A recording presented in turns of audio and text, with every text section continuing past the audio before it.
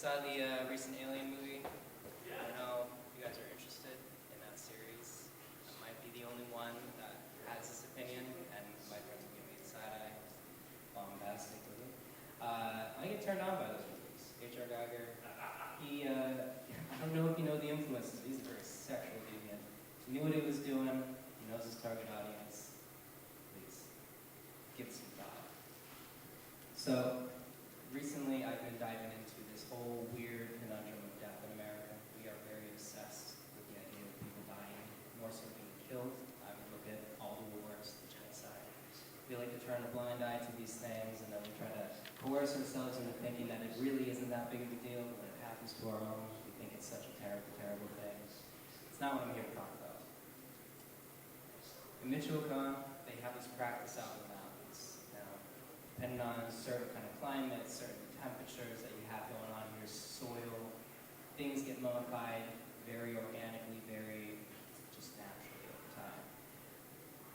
I want to start off by saying this. Last conversation I had with my grandma, fantastic lady, very conservative, very white. She does not know who I am, but she was always supportive of me if I was to be who she suspected I actually am. Last conversation I had with her, I was brawling balls off of MDMA. It was a rainy night. I went out on the porch. She calls me out of the blue. She's kind of out of her mind.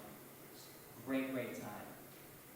That being said, my last interaction I had with her truly was her ashes going in my mouth over at Egg Harbor, Wisconsin. She does not taste as good as I thought she would be, but it was exactly as I expected her. Her personality was very bland, very earthy, almost chalky, like a nice Sauvignon Blanc. In Michoacan, they have this thing where you got a dead person, they can't move on until you sacrifice, I don't know, a bull, a steer, a dog, something that was ferocious. You tie it, hang it up, get a machete, and you slice its throat.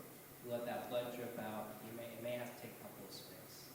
Apparently, it's a very violent, very glorious celebration of death.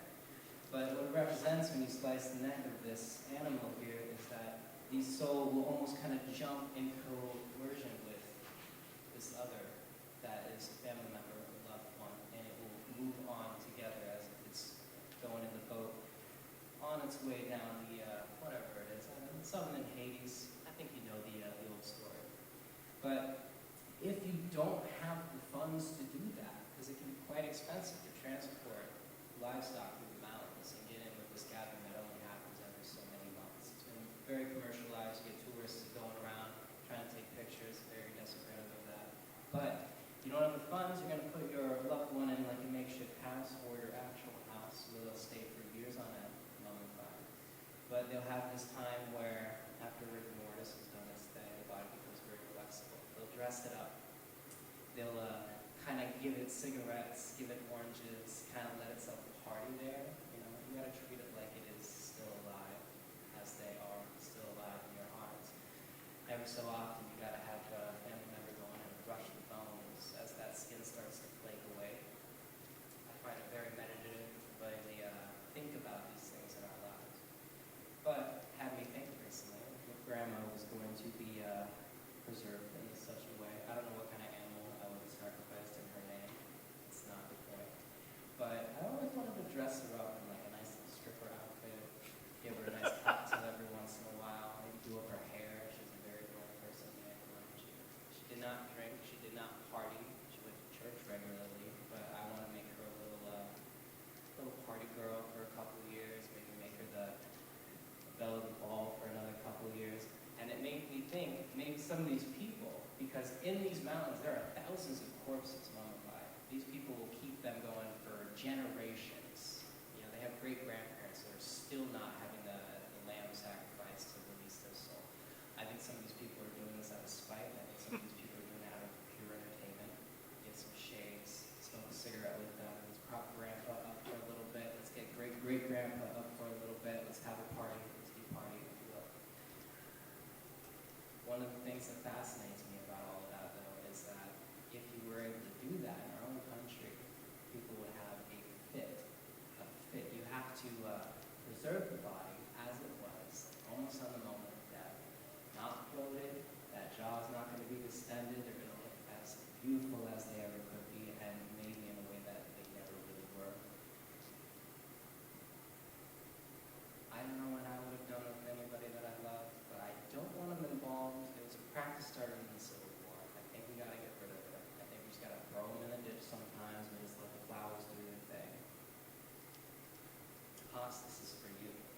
So people were telling me recently, what have you been up to? You look so great. I get this all the time. I don't know why people think it's such a big deal that I look so great. I'm 29, I'm almost 30, my back hurts, if I don't stretch in the morning, everything goes to shit for the rest of the day.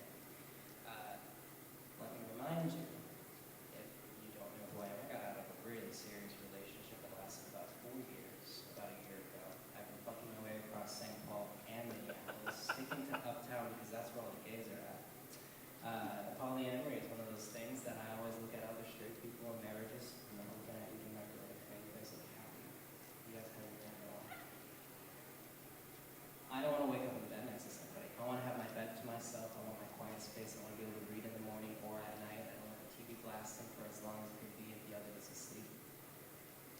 But I want to have someone that I can take a bubble bath, have some champagne, and then go after, get tied up on the weekends and have my fun. No commitments whatsoever.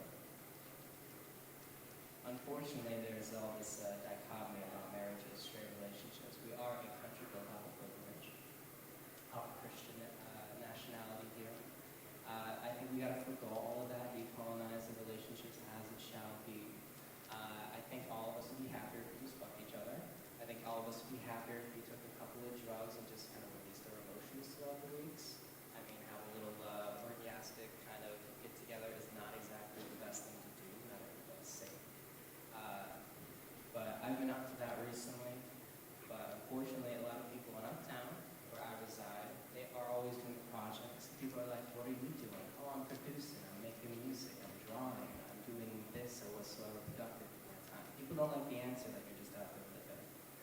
But as I said, I have been fascinated with that recently. And I think a lot of us need to mummify ourselves in certain ways, glorify it, dress up every now and then, kind of put your grandparents in drag around the street corner if you want to. Kind of make a life out of your own that you grew up. This is not what I normally do. I'm a musician, historically. But I just wanted to kind of get out here and waste my time on a nice night, go to Camp Bar. So thank you for listening to my ramblings. It's been fun.